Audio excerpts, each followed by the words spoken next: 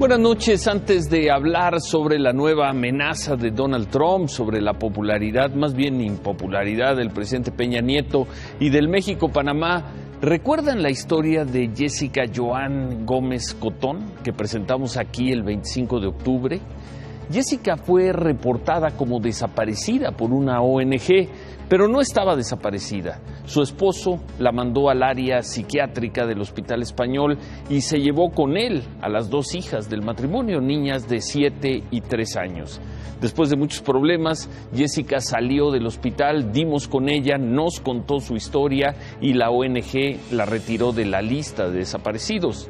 Finales de octubre. Desde entonces busca desesperadamente recuperar a sus dos niñas. Consiguió la guarda y custodia legal, pero el padre se ha opuesto con todo. Esta mañana Jessica llegó con el documento en la mano al Colegio Alemán, Campus Lomas Verdes, pero las autoridades del colegio no le quisieron entregar a las niñas. Al colegio llegó también el padre, quien finalmente se las llevó. Así. Aquí están las imágenes. ¿Cuántas historias como estas ocurrieron hoy en México? ¿Cuántas ocurrirán mañana? Luego de varios días de ausencia, Almudena Santamaría Gómez, la hija mayor de Jessica Joan Gómez Cotón, volvió a clases al Colegio Alemán de Lomas Verdes. Jessica, quien tiene la guarda y custodia, decidió recuperarla. Pero el director del colegio, Eduardo Becerra, no quiso entregarla a su madre y pidió que ella y su esposo, Adrián Santamaría, fueran al Ministerio Público a dirimir lo que ya estaba dirimido, la guarda y custodia.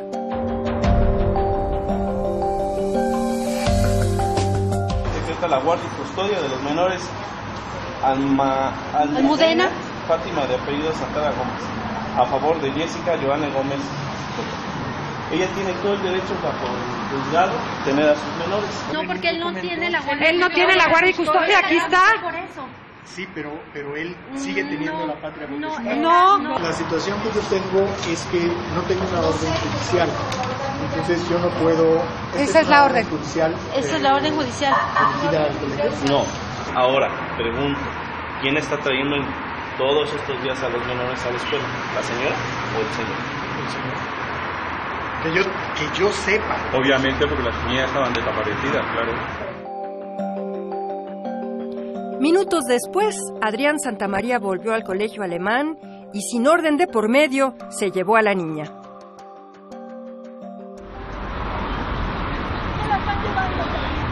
Se están llevando a la niña. Agárrame el pie, güey.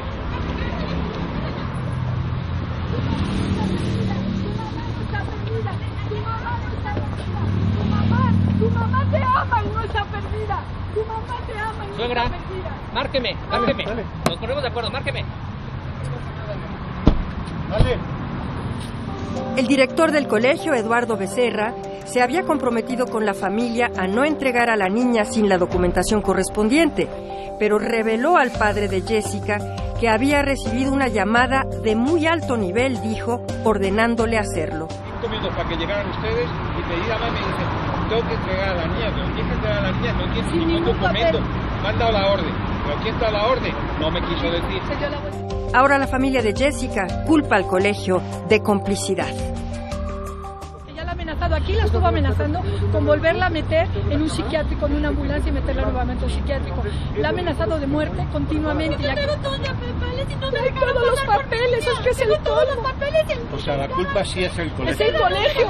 Queremos demandar al colegio y queremos que las autoridades nos ayuden a que cierren este colegio. Colegio Alemán. ¿Quién está detrás de Adrián Santamaría o por qué actúa con tal impunidad?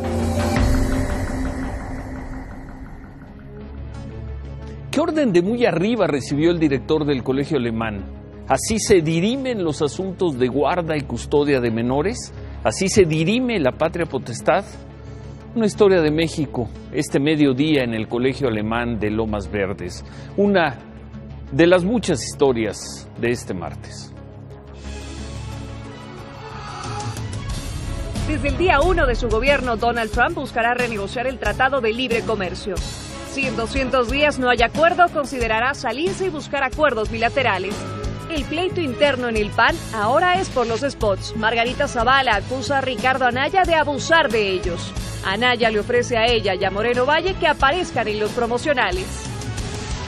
Como se esperaba, la selección mexicana de fútbol empata en su visita a Panamá en el hexagonal final de la CONCACAF. Las dudas por la muerte de una joven en la Universidad del Valle de México en Tlalpan derivaron en una investigación por homicidio. Tendremos la historia.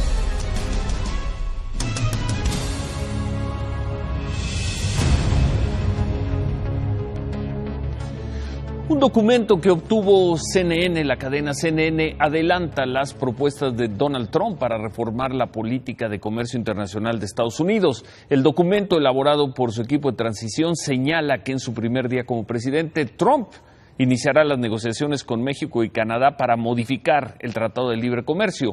El gobierno de Trump adelanta que si al día 200 de negociaciones no hay acuerdos, es decir, en los primeros días de agosto, Estados Unidos podría retirarse formalmente. Ni Trump ni su equipo desmintieron esta información que surgió por la mañana. El TLC, pues, tiene ya fecha de caducidad, agosto de 2017, si es que antes no se renegocia exitosamente. El presidente Peña Nieto reconoció que existe incertidumbre por el triunfo de Trump. Aseguró que se trabajará con enorme pragmatismo, así dijo, para defender los intereses de los mexicanos. En la Cumbre de Negocios de Puebla, el presidente volvió a decir que hay razones para ser optimistas. ¿Cómo no ser optimistas con lo logrado con 13 reformas estructurales? ¿Cómo no ser optimistas si hoy el país cuenta con niveles históricamente bajos en la inflación? ¿Cómo no ser optimistas si se han logrado generar más empleos que en cualquier otra administración? En México queda claro que hay razones para ser optimistas. El presidente ejecutivo de la empresa automotriz Ford, el señor Mark Fields, se dijo preocupado por la intención de Donald Trump de imponer un arancel del 35% a los automóviles que se fabriquen en México. En Los Ángeles, el director de Ford consideró que una medida así afectaría a la economía de Estados Unidos. A pesar de esto, el señor Fields, Mark Fields, anunció que seguirán adelante con sus planes para trasladar producción a México desde Michigan y defendió las ventajas que el Tratado de Libre Comercio ha traído a la región. I mean, we are the largest manufacturer of vehicles in the country and the largest employers of hourly workers in the car industry. Well, NAFTA has been very good for the hemisphere versus other parts of the hemisphere. And when you look at NAFTA, you look at the production and the supply chains. They're deeply integrated between the three countries and they support a lot of American jobs. Mañana la Secretaría de Relaciones Exteriores va a anunciar una serie de medidas para acompañar y proteger a los mexicanos en Estados Unidos. Entre otras, se adelantan, se aumentará la presencia de consulados móviles para acercar los servicios de documentación y protección. También aumentará, se dice que va a aumentar el número de citas para hacer los trámites en los consulados, se va a fortalecer el diálogo con las autoridades locales y se va a usar más la radio y la televisión en esas regiones para informar a la comunidad. Mañana el informe que dará la secretaria Claudia Ruiz Massieu. Anoche en nuestra consulta sobre el humor en las redes preguntamos si puede el gobierno mexicano pedir a Donald Trump que detenga los actos racistas. 59% de los usuarios respondió que sí. 41% piensan que no, que ya todo está perdido. Interesante, muy interesante cifra. Gracias por participar en esta consulta. Pamela Ramsey, directora de una organización financiada por el gobierno de Estados Unidos en West Virginia, fue suspendida tras publicar en Facebook un mensaje racista en contra de Michelle Obama. Dijo esta señora Ramsey que va a ser refrescante tener ahora una primera dama elegante y hermosa, pues estaba cansada de ver a una simia en tacones. Por su parte, la alcaldesa del condado de Clay, Beverly Welling, que había respaldado el comentario de esta señora, ya presentó su renuncia. Por cierto, hoy también los directivos de Twitter anunciaron nuevas medidas para restringir la violencia entre los usuarios de esta red social. Las nuevas herramientas permiten silenciar conversaciones y hasta bloquear palabras no deseadas. La plataforma de Twitter siempre había apostado por la libertad de expresión y la libre manifestación de ideas, pero esta práctica empezó a traerle algunos problemas. La facilidad de insultar mediante 140 caracteres empezó a dañar su imagen e incluso su bolsillo, motivo por el que implementó nuevas herramientas para frenar la conducta abusiva entre usuarios. Ahora Twitter no permitirá fomentar la violencia, atacar o amenazar personas por motivo de su raza, nacionalidad, orientación sexual, religión, edad, discapacidad o enfermedad. Todo podrá solucionarse con unos cuantos clics. Además, dará a los usuarios la oportunidad de silenciar palabras, frases, emojis y etiquetas que no quiera leer, así como usuarios que se dediquen a atacarlos.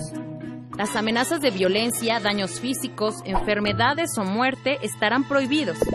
Tampoco se puede hablar de asesinatos masivos o eventos de violencia. Ni se podrá calumniar o usar calificativos racistas o sexistas. De hacerlo, Twitter pedirá a los usuarios que borren el contenido para poder seguir tuiteando, o en caso de tener una conducta reiterativa, podrá suspender las cuentas. Facebook y Google también cambiaron sus políticas, aunque en otro sentido. Desde ahora cortarán los ingresos por publicidad a todas las páginas que difundan información falsa.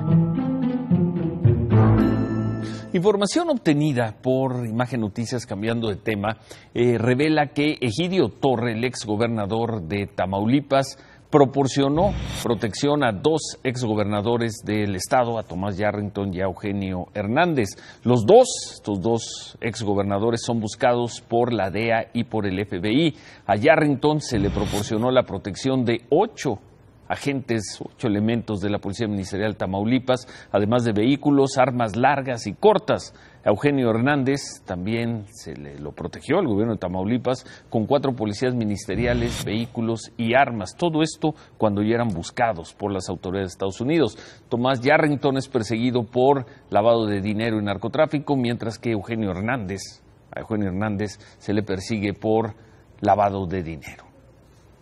Mañana a las 11 se va a determinar la situación jurídica del exgobernador de Sonora, Guillermo Padres, acusado de lavado de dinero, delincuencia organizada y defraudación fiscal. El abogado de Guillermo Padres, Antonio Lozano, informó que también mañana al mediodía se va a determinar la situación jurídica de Guillermo Padres Dagnino, el hijo del exgobernador. El hijo del exgobernador es acusado de delincuencia organizada y lavado de dinero. Según el abogado, se ha acreditado con pruebas que no existen los delitos que se le imputan al exgobernador ni menos a su hijo. Así lo dijo el abogado Antonio Lozano Gracia. Por cierto, en redes sociales fue difundida una foto de Guillermo Padres. En ella se le ve con ropa beige, va acompañado de policías. No queda claro si esa ropa es la del uniforme de la cárcel, pero bueno, la imagen al parecer fue tomada cuando Padres se dirigía a una de sus audiencias en el reclusorio sur. Fue subida a Twitter por Humberto Robles, quien es el líder de la priista CNOP en Sonora.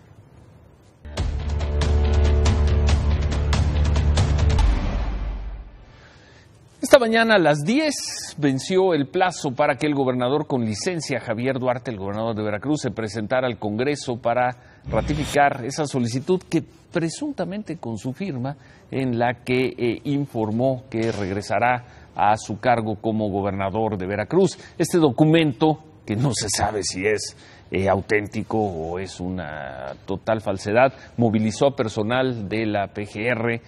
Llegaron a Jalapa. Desde anoche elementos de la PGR se instalaron afuera del Congreso de Veracruz ante la posibilidad de que apareciera Javier Duarte con una orden de aprehensión.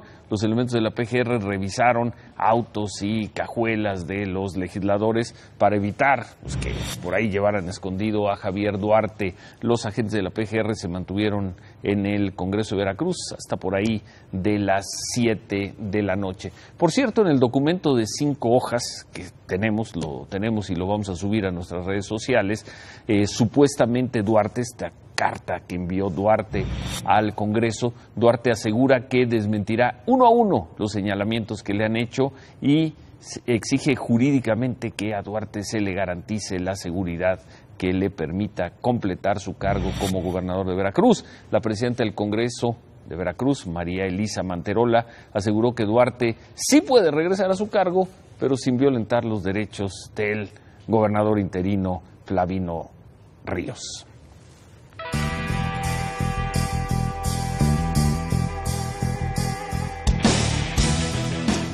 Amigos, Ciro, ¿cómo están? Te dije, Ciro, que iba a ser empate.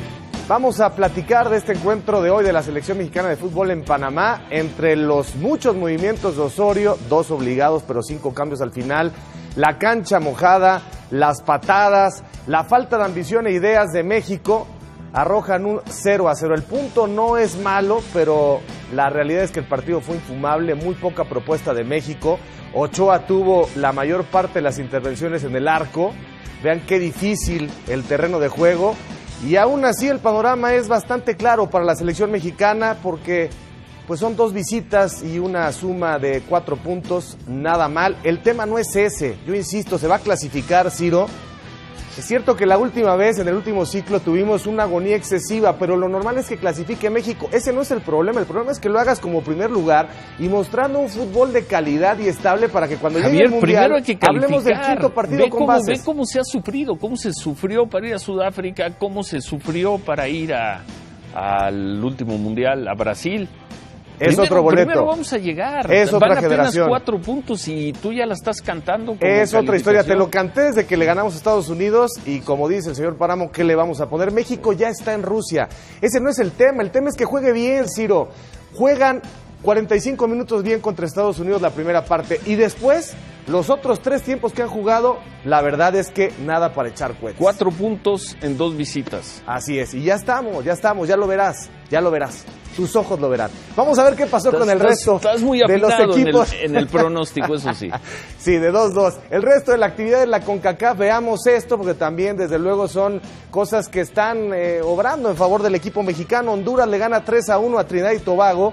Aquí está esta combinación que define Kioto al minuto 15. El 2-0 lo hace Emilio Izaguirre. Trinidad está de verdad muy mal. A pesar de que al minuto 50 reaccionan con este gran cabezazo de Mitchell, el marcador se cerraba, pero al 80 Eddie Hernández completamente solo deja el resultado final de 3-1. Y esto sí es auténticamente el principio del fin para el señor Klinsmann. Agoniza su era. Costa Rica les gana 4-0. Este es el primero de Venegas. Claro, los estadounidenses nunca han ganado allá. Al minuto 67, Cristian Bolaños decreta el 2-0. Al 74 se va construyendo la goleada.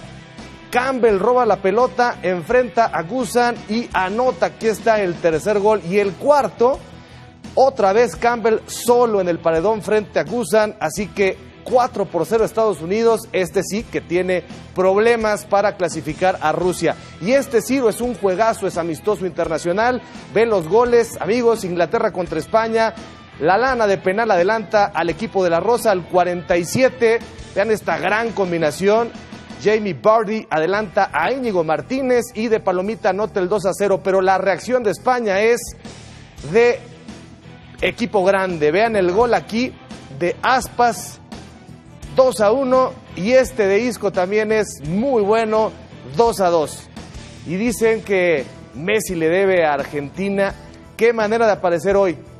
Este es un poema de Leo Messi al minuto 10, golazo. Y la repetición, por supuesto, que es merecida. Y después Messi, centro por derecha, Prato se levanta y remata con la cabeza y vence Ospina 2-0. Y luego Messi, que fue un todoterreno, roba esta pelota y saca el centro para Di María. Se recupera Argentina en la eliminatoria sudamericana de la mano de Messi. El fútbol le debe a Messi. Y Brasil está ganando 2-0 a la selección de Perú, también rumbo a Rusia. Gabriel de Jesús al 58 y Renato Augusto al 78. El partido está por terminar. Así que hemorragia futbolera hoy por todas partes, Ciro, muchas gracias. Javier, 4 puntos en 2 juegos. 4 puntos en 2 juegos, suficiente. Voy a sacar mi visa para Rusia y también tu boleto de avión. Gracias, Dan.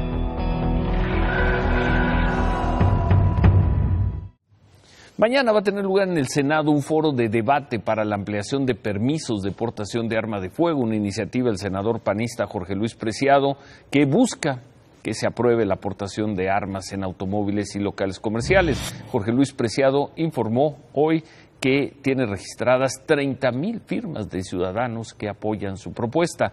El senador necesita 120,000 para poder convertir esta propuesta en una iniciativa ciudadana que se discuta formalmente en el Congreso. Y por cierto, quien está a favor de esta iniciativa, el senador Preciado, es el actor Eric del Castillo. A finales de septiembre, cuando asaltaron su casa, manifestó estar de acuerdo para que la gente porte armas. Esto fue lo que nos dijo Eric del Castillo sobre el tema. Yo creo que es necesario. Creo que un maleante lo pensaría 2 veces el subirse a un camión a atacar, sabiendo que está armada la población. Mira, si te asaltan, entregarles las llaves de tu carro, deja que entren a tu casa, deja que violen a tu hija, deja que manoseen a tu esposa, dales de comer mientras están allí, en fin, dales todos tus ahorros de 20 años y cuando se vayan, ponte de pechito para que te maten. No le vas a hablar a que vengan la patrulla, oiga, fíjense que le van a matar a mi hijo, córranle. Vengan rápido. Yo sí tengo una pistolita 22, calibre 22. Es por instinto, que se entienda, es por instinto. No me pueden a mí privar del derecho a defenderme, a mi familia. Lo chistoso es que los malos están perfectamente armados con unos calibres que hasta desafían al ejército. A ver qué pasa mañana en este foro y además se habla de una movilización para el fin de semana, el proyecto para que se pueda portar armas en el transporte y en los negocios. Hacemos un corte y al regresar va a estar aquí Ulises Beltrán. Vamos a hablar de la popularidad del presidente Peña Nieto y la historia, una historia muy oscura de una joven que murió en la Universidad del Valle de México, plantel Tlalpan. Volvemos.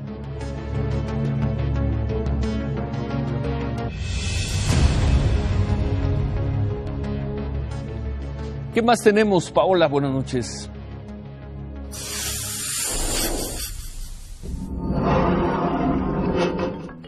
Por mayoría de votos, el Senado de la República aprobó entregar la medalla Belisario Domínguez a Gonzalo Rivas.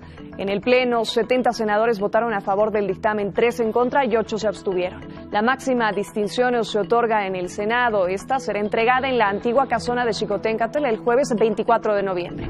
Gonzalo Rivas murió a los 48 años al intentar cerrar una válvula de una gasolinera durante una protesta de estudiantes normalistas en Ayotzinapa el 12 de diciembre de 2011. La medalla la recibirá la familia de Gonzalo. Entre los invitados estarán el presidente Enrique Peña Nieto, el presidente de la Suprema Corte de Justicia de la Nación, Luis María Aguilar Morales, y el presidente de la Cámara de Diputados, Javier Bolaños.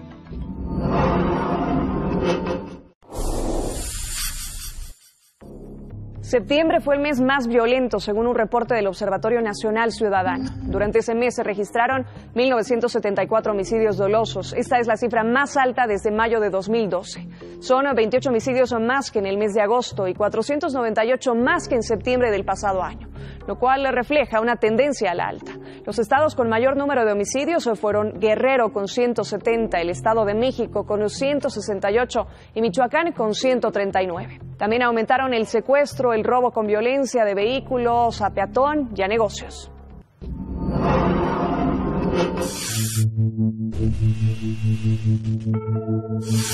Este año no se pagarán aguinaldos en al menos 44 municipios de Chihuahua. Esto lo informó la titular de la Secretaría de Desarrollo Municipal del Estado, Rocío Reza. También dijo que en casi todo el Estado se tienen serios problemas económicos y culpó a la administración del exgobernador César Duarte por actos de corrupción. Rocío Reza dijo que en 65 de 67 municipios hay adeudos por 200 millones de pesos en servicios y obras inconclusas. Informó de compras infundadas y de casos de funcionarios que se adueñaron de bienes inmuebles y vehículos, por lo que se trabaja para recuperar las propiedades municipales. Aseguró que la fiscalización en el Estado fue inexistente.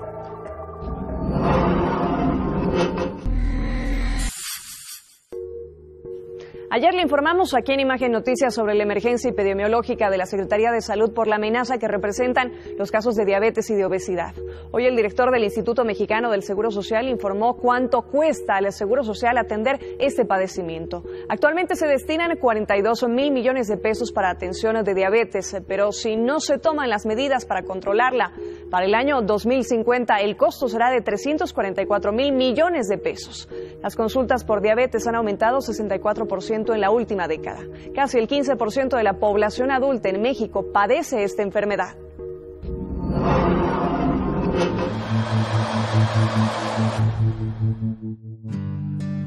La Procuraduría Federal de Protección al Ambiente rescató a 3 lobos marinos en La Paz, Baja California Sur. Los lobos marinos se encontraban atrapados en redes de pesca y fueron liberados a través de una cirugía realizada por veterinarios expertos. En este año se ha aplicado esta técnica en otros 4 lobos marinos que regresaron a su hábitat natural y se reportan totalmente sanos. Permiso, Ciro. Gracias, Paola. El presidente del PAN, Ricardo Anaya, y Margarita Zavala se reunieron para hablar de sus aspiraciones presidenciales en 2018. Margarita acusó a Anaya de apropiarse de los spots del partido y le propuso instalar una mesa para dejar claras las reglas de la elección interna del candidato presidencial del PAN. Por su parte, Ricardo Anaya propuso que tanto Margarita Zavala como el gobernador de Puebla, Rafael Moreno Valle, aparezcan también en los spots del PAN. Los dos políticos han dicho que buscarán la candidatura presidencial del PAN en 2018. Es difícil hablar de piso parejo mientras él no se esté definiendo y hasta ahorita pues el caso de abuso de spots y hasta ahorita pues lo ha hecho inequitativo. Que le he propuesto de manera formal que ella también aparezca en los spots del partido.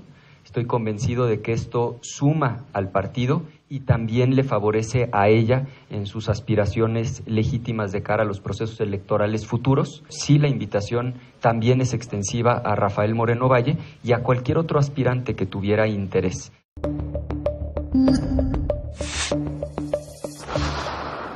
Anoche presentamos un trabajo sobre cuánto había gastado la presidencia de la República en el sexenio en estudios de opinión y en encuestas.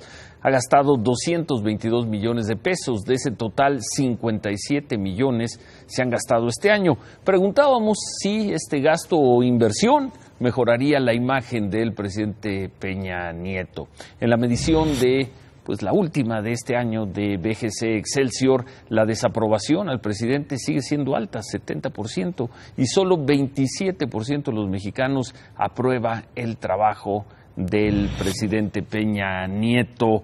Una cifra fuerte, Ulises, qué gusto. Encantado, Ciro, con mucho gusto estar aquí, por supuesto. Sigue alta la desaprobación. Sigue alta y si lo vemos en el tiempo, aumentó 9 puntos. Entre abril del 2016 y noviembre del 2016. Es un periodo de 61 a 70, de abril a agosto, ¿no? Entonces, ¿qué es lo que está en medio? Está en medio el conflicto magisterial, la depreciación del peso, la incertidumbre sobre los Estados Unidos y sobre Trump, y después, este tema desafortunado, ¿no? ¿Te acuerdas de la tesis? ¿no? Sí, También. cómo no. Eso tenemos seguimientos puntuales y la verdad le pegó muy marginalmente, ¿no? Realmente lo que estuvo impulsando hacia arriba la desaprobación, que repito, sube 9 puntos, yo creo que el conflicto magisterial y la mala suerte del peso en todo este periodo es lo que explica mucho de esa caída de abril-agosto, porque las cifras las estábamos viendo de agosto y noviembre son básicamente las mismas. Exactamente. Básicamente las mismas. No hay gran cambio, ¿no? Ahora, me llama mucho la atención, hay otra pregunta, la aprobación-desaprobación del presidente Peña Nieto. 70% de la población dice que no ha cumplido las expectativas. ¿Qué expectativas, Ulises? Sí, es decir, yo creo que uno de los problemas de este sexenio fue que, como tú recordarás, entró realmente con unas expectativas muy altas. Nos ofrecieron de entrada 3% de crecimiento al año siguiente, sobrevendieron el efecto inmediato de las reformas, esperábamos que casi inmediatamente iban a producir crecimiento económico y se atraviesa la tremenda crisis que produce la caída de los precios del petróleo a la mitad, que fue devastadora para las finanzas públicas. Y la verdad es imposible que lo que podían haber tenido pensado en términos de impulso económico a través de construcción de infraestructura, de este tipo de medidas que pueden ayudar, pues se quedaron sin recursos para hacerlo. Y esas expectativas fue rápido que desaparecieron, ¿no? Y también nos llamó mucho la atención cuando revisábamos tu encuesta, lo peor que ha hecho el presidente Peña Nieto, 15% considera que son las reformas. Se puede entender que 15% digan que son asuntos de corrupción, 10% asuntos de seguridad, en fin, estamos viendo el gráfico, pero 15% consideran que lo peor que ha hecho el presidente han sido las reformas, Ulises. Sí, acuérdate que las cosas van de la mano todas, ¿no? La opinión pública es un conjunto. Entonces el desacuerdo hace que seas muy escéptico con respecto a las reformas. Pero también entre las preguntas que hicimos fue qué tan de acuerdo está usted con las reformas. Y la única que tiene aprobación del 52% es la reforma educativa, que yo creo que fue la más conflictiva en las calles. Estuvo sumamente cuestionada por el conflicto de los maestros. Y sin embargo la población considera que está de acuerdo con la reforma educativa, el 52%. El Sistema Nacional Anticorrupción, que es muy desafortunado para el presidente, que no da todavía efecto alguno, porque ni siquiera ha nombrado al fiscal, etcétera, y de ahí para abajo es la que sigue en aprobación, 47%, sí. Pero de ahí para abajo va bajando el acuerdo con la reforma. ¿Es muy mala esta cifra? Esta desaprobación, 69-70% en una democracia, siglo XXI, prácticamente tercera década. Pues mira, obviamente es mejor gobernar con el apoyo popular, pero la verdad es que a un presidente el acuerdo le sirve para presionar al Congreso, soy el más popular del mundo, a ver, oponte a mis reformas, ¿no? Y logra una mayor eficacia que ya no necesita este gobierno, no se prevén grandes reformas. Y en el primer trienio, que es cuando logra estas grandes reformas de manera impresionante y que logra el gran acuerdo, pues ahora ya no le sirve para eso. La otra es la reelección, que en este caso pues no es directa para el presidente, pero bueno, no sabemos cuánto en la elección del 18, pues esta desaprobación sí sea un peso importante. Lo veremos. Cuando viene hasta marzo la próxima encuesta. Pues lo hemos hecho, probablemente la aceleremos un poco, dado que ya empiezan tiempos electorales, ¿no? Sí, febrero, por ahí. Febrero, a lo mejor en marzo vemos la siguiente y de ahí en adelante trataremos de hacerla más frecuente. Con muchísimo gusto. Nos quedamos entonces con que no cayó la aprobación, la popularidad del presidente. No mejora, pero se estabiliza. Se estabiliza. Si tú ves la gráfica es impactante, viene subiendo y se estabiliza ya en 70s. Si logran su publicidad, su mejor desempeño, a ver si da la vuelta en algún momento, ¿no? Gracias, Ulises. Encantado, Ciro. Gracias, buenas noches. La popularidad del presidente Peña Nieto. Por cierto, el Instituto Nacional Electoral ordenó al gobernador de Morelos, Graco Ramírez, y a la revista Campaigns and Elections México, así se llama, retirar la propaganda en la que aparece el gobernador. La Comisión de Quejas y Denuncias del INE señaló que los espectaculares en los que aparece Graco pueden incurrir en promoción personalizada. El INE dio un plazo de 12 horas para retirarlos.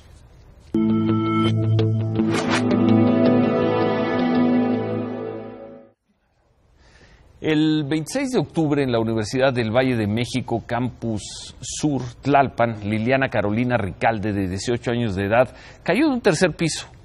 Por las múltiples fracturas y lesiones murió 2 días después. Su caída se reportó como un accidente. Sin embargo, sus padres dudan de esta versión y hoy la Procuraduría de la Ciudad de México investiga un posible homicidio.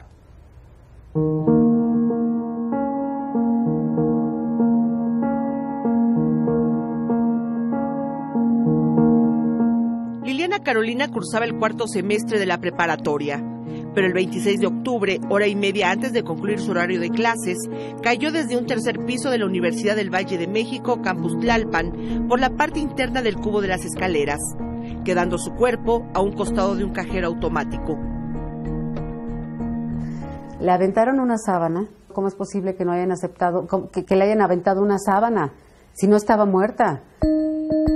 La encargada de los servicios médicos de la universidad fue de las primeras autoridades escolares en llegar. Se comunica conmigo ahora la doctora o la enfermera, no recuerdo su nombre, y me dice que pues que la niña pues está estable. Le digo, oiga señorita, y le digo, ¿Ya le hablaron a los servicios de emergencia? Aún no, en eso estamos. Y le digo, ¿cómo que en eso están? Liliana Carolina, de acuerdo con los datos recabados por sus padres, fue trasladada a un hospital privado, una vez que la escuela evacuó a casi 1,800 alumnos. La ambulancia llegó al hospital alrededor de 50 minutos después de la caída, a pesar de que el hospital se encuentra a 10 minutos de distancia. Y me dice la neurocirujana, me dijo, llegó con signos vitales, pero yo lo que sí le quiero decir, que su hija ya llegó con una muerte cerebral. Los testigos refieren 5 motivos distintos de la caída. Se iba a deslizar por el barandal de la escalera para descender 3 pisos y perdió el equilibrio. Estaba recargada en el barandal de las escaleras y 2 de sus compañeros le levantaron las piernas provocando su caída. Un compañero la abrazó y en el forcejeo ella cae. Ella estaba columpiándose en el barandal de las escaleras y no pudo sujetarse. La aventaron. Liliana Carolina murió 2 días después y lo que era una investigación de un accidente se convirtió en un probable caso de homicidio doloso. La escuela limpió todo. Incluso el MP todavía tiene que seguir haciendo más indagaciones, pues ya hay brochazos de pintura. Tan es así que los peritos echaron sales especiales para que saliera donde había quedado la sangre y qué posición había tenido el cuerpo. Pero las autoridades escolares niegan que esto haya sucedido. Cuando ellos llegaron a hacer el peritaje, a tomar fotografías, la zona estaba intacta, ellos la habían acordonado y como la dejaron exactamente así estaba. Una vez que tomaron fotografías, que levantaron testimonios, que hicieron su diligencia, entonces después de eso fue que se limpió el lugar. Los padres de Liliana Carolina tienen sospechas fundadas de que la caída no fue un accidente, ya que 5 días antes su hija fue amenazada por una compañera, ya que había un conflicto de agresiones entre 2 grupos de alumnas desde hace meses. Pero las autoridades escolares también negaron que existiera algún conflicto. La coordinadora lo que refiere es que específicamente le dijo a Liliana, tú no te metas en el pleito. Y fue el único antecedente que hemos tenido sobre esta situación. La investigación está en manos de la Procuraduría de Justicia del Distrito Federal. Mientras tanto, la Universidad del Valle de México se deslinda de cualquier responsabilidad en el incidente que causó la muerte de su alumna. Como toda institución trata de resguardar su integridad, su imagen. ¿Qué es lo que yo estoy pidiendo? Que se esclarezca. Que verdaderamente no sea uno de los miles y miles de casos que quedan impunes. No, yo voy a llegar hasta el final. Yo digo, no fue un accidente.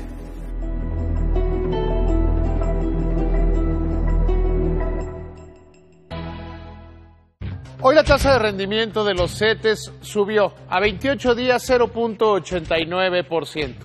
Llegó a 5.56% el rendimiento de los certificados de la Tesorería de la Federación a 28 días. El nivel más alto que tenían desde abril de 2009. Y últimamente hemos encontrado muchas referencias a ese año, que fue el último en el que la economía mexicana tuvo problemas. Miren, la tasa de rendimiento de los CETES ese año inició en 7.91, terminó en 4.55, un promedio de 6.39. Hoy inició en 3.05 y está en 5.56, un promedio del 3.98. Y vamos a seguir viendo los datos de la economía. Por ejemplo, la inflación, 3.57 contra 3.06%, y hay que recordar que era cuando la economía del mundo y la mexicana enfrentaban problemas. Vámonos al crecimiento el desempleo. El desempleo era del 4.8, hoy es del 3.8%, es decir, ha venido disminuyendo constantemente. El Producto Interno Bruto, ese año caíamos casi al 4.7% y hoy crecemos al 2.30%. Y podemos seguir viendo todos los indicadores y nos encontraremos con un tema fundamental. No estamos en la misma situación. Quienes están tratando de hacer análisis, de decir, ya estamos en crisis. La última gran crisis en este país, Ciro, fue la de 1995. Después, cuando se dio la crisis hipotecaria... La del 2008, ¿no la cuentas? 2008, 2009. Fue un bache en la economía. porque no hubo una, ciertamente la economía, como veíamos, cayó 4.7, pero no fue una gran caída en la economía, no había una crisis, incluso, si tú recuerdas, Ciro, la gente no lo tomaba tan mal. Todo el mundo decía, bueno, pero es que las cosas están bien. Tenía que ver con el ánimo social tan descompuesto que está, pero entonces, que ahora todo se ve como mala noticia. ¿En dónde estamos hoy? ¿Cómo definirías en 2 palabras la situación, o 3, la situación de la economía mexicana hoy? 2, muy buena. Considerando, ahora va la consideración, considerando el entorno internacional. Llevamos prácticamente 2 años de caída del precio del petróleo que ya comienza a recuperar. Llevamos, primero era la normalización de la política monetaria de los Estados Unidos, esta que iba a hacer que subieran las tasas de interés en el mundo. Esa ya no se dio ni se va a dar, O sea, yo no esperaría que en diciembre suban las tasas de interés de los Estados Unidos.